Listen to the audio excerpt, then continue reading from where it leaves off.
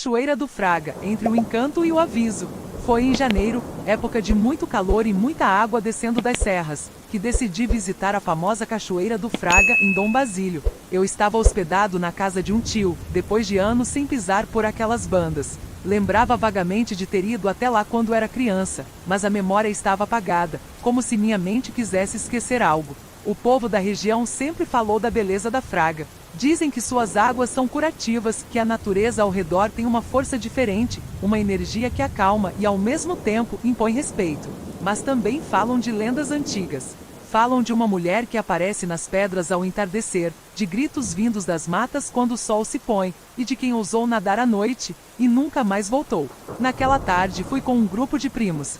O sol estava alto, o céu limpo, e a trilha até a cachoeira era coberta por sombras frescas e o cheiro bom de mato e terra molhada. Quando chegamos, o cenário era de sonho. A queda d'água despencava entre pedras gigantes, e um arco-íris tímido pairava sobre o poço fundo. Era um lugar de silêncio respeitoso. Mesmo com a alegria dos visitantes, havia algo ali que fazia todo mundo falar mais baixo.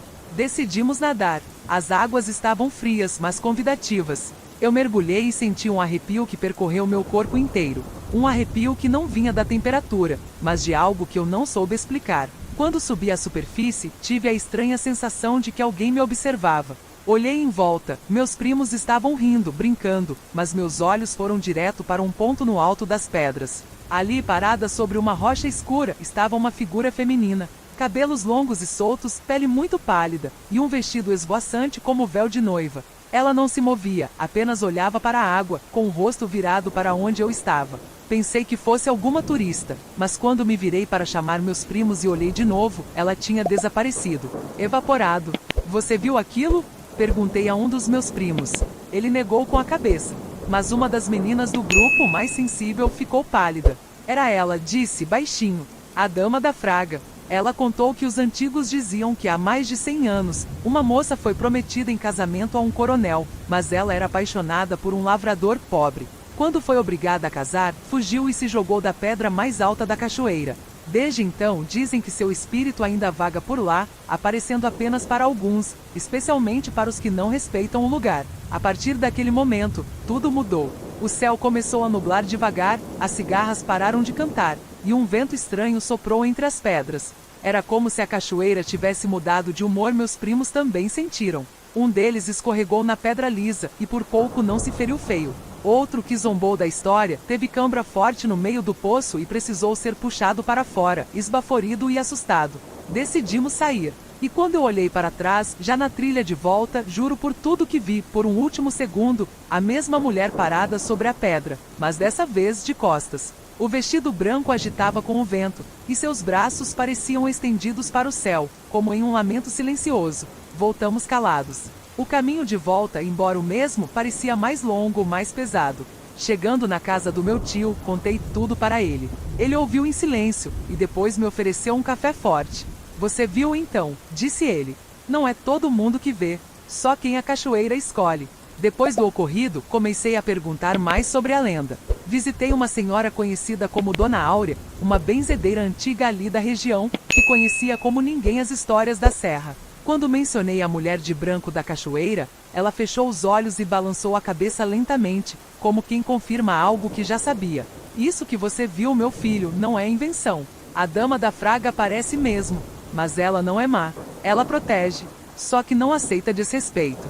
Tem gente que entra lá zombando, rindo alto, quebrando galho, mexendo com bicho. Esses aí, a água cobra. Já teve rapaz que sumiu ali dentro e nunca mais apareceu. Dizem que ela leva para ensinar respeito. Dona Áurea contou que antigamente, nos tempos em que a estrada era de barro e só boiadeiro passava, muitos viajantes acampavam perto da cachoeira. Era comum, à noite, ouvirem lamentos e choros vindos da mata. Teve até um padre, em 1932, que tentou exorcizar o local, mas foi encontrado desmaiado nas pedras com a batina rasgada e as mãos queimadas, como se tivesse colocado dentro do fogo. Nunca mais voltou. E tem outra coisa que ela me disse e que me deixou inquieto. Certas noites de lua cheia, se você estiver no alto da trilha, pode ouvir o barulho de um vestido arrastando pelas pedras. Não é o vento, não é bicho, é ela. E se você escutar esse som, é melhor virar as costas, abaixar a cabeça e ir embora. Quem ousa olhar, pode nunca mais ver a estrada de volta. Alguns dias depois da visita à Fraga, passei por lá novamente, mas dessa vez sozinho, bem cedo. Levei uma vela, deixei numa pedra perto da queda e pedi licença. O lugar estava silencioso, sem vento, mas a presença, ela ainda estava lá. Era como se o ar vibrasse com uma energia invisível. E juro que por um segundo, senti um leve toque no ombro. Quando olhei, não havia ninguém. Só as folhas se mexendo devagar, como se alguém tivesse acabado de passar. Desde então, toda vez que ouço alguém falando da Fraga como se fosse apenas um ponto turístico bonito, eu sorrio por dentro. A beleza está lá sim, mas por trás das águas claras e das pedras antigas, há uma história viva, pulsante, e uma presença que não pode ser ignorada. A Cachoeira do Fraga não é apenas um lugar, é um espírito. E quem entra lá, entra num território sagrado. As vozes da serra, lendas e tradições de Dom Basílio. Eu cresci entre as serras de Dom Basílio, ouvindo histórias que pareciam mais sonhos contados ao pé da lamparina do que qualquer coisa que um adulto chamaria de verdade. Mas quem nasce naquele chão de pedra e vento aprende desde cedo que verdade, por aqui, tem muitos jeitos de se mostrar. E nem sempre ela vem com provas, às vezes ela chega num arrepio, num sussurro ou num silêncio repentino da mata. Lembro bem de uma noite em especial. Meu avô, já com os olhos cansados do tempo, nos reuniu na varanda iluminada por lamparinas. Ele disse que nem tudo que é encantado é mal, mas que o problema é o homem querer entender o que não é para ser entendido. Falou do homem do serrote do meio, uma figura alta, de chapéu de couro e sem rosto, que só aparece quando alguém sobe a trilha sozinho à meia-noite. Dizem que ele não fala, só aponta. E quem segue a direção do dedo pode encontrar ouro, ou nunca mais voltar. Minha prima Jéssica viu a tal sereia da Lagoa das Andorinhas. Era menina ainda, mas jurava que a mulher cantava baixo, com os cabelos cobrindo o peito, sentada sobre uma pedra na beirada da água. Todo mundo riu quando ela contou, mas uma semana depois, a lagoa secou de forma estranha, mesmo com as chuvas. As lavadeiras da região passaram a evitar o lugar por meses. Até hoje, ninguém se banha ali depois do pôr do sol. Já os vaqueiros mais antigos temem o que chamam de cavalo fantasma do brejo do Poço Escuro. Dizem que nas noites em que se escutam galopes e relinchos, é sinal de que alguém vai morrer no povoado. O bicho aparece e desaparece sem deixar rastro, mas dizem que suas patas queimam o chão.